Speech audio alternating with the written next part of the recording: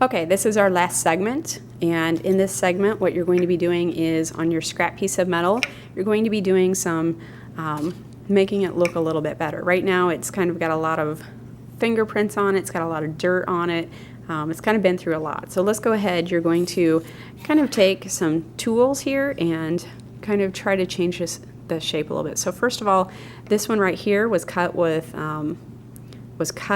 and with this it's very, very jagged on the edges, so I want to kind of get rid of that. So the first thing that I'd like you to experiment with is your file. When you're filing this, you need to kind of hold it down so that you're bracing it. Don't just hold it in your hand. You don't have a whole lot of strength there, but go ahead and brace it. You can, another favorite is to brace it right here, or you can brace it onto your piece of metal on your bench clamp. So now what I'm going to be doing is I'm going to take this, and files work best only going one direction. So if you are going down, that is the direction, so go ahead and just drag this along the surface.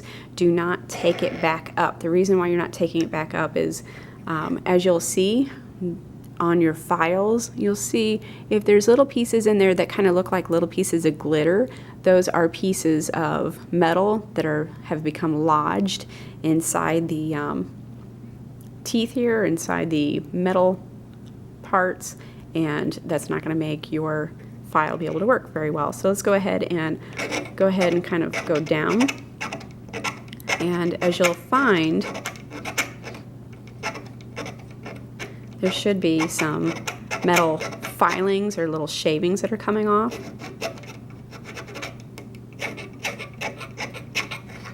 And as I'm doing this, I can see that this is becoming smoother.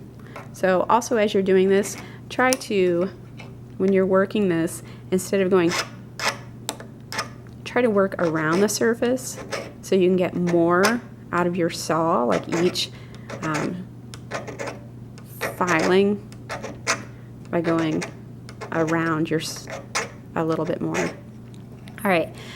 Something else we're going to be trying today is trying out your steel wool and sandpaper. So for your steel wool, I would say the file is pretty aggressive whenever you're trying to shape change things. Next step, we have steel wool, which is for shining, and then your last step is going to be with your sandpaper. You can feel that this has got quite a bit more grit to it, and then the sandpaper feels almost smooth. You'd be surprised how much that sandpaper can do for your project though.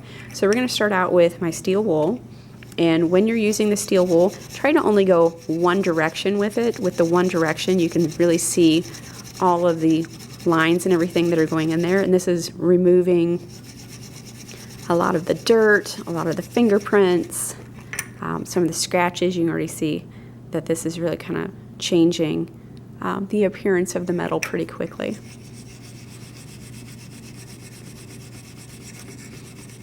All right, so I can already tell that this from my sandpaper is much smoother, or from my steel wool. So if I want to make it even smoother, let's go ahead with the sandpaper. Some of the sandpaper pieces are pretty big. You can fold it in half and take your sandpaper back and forth.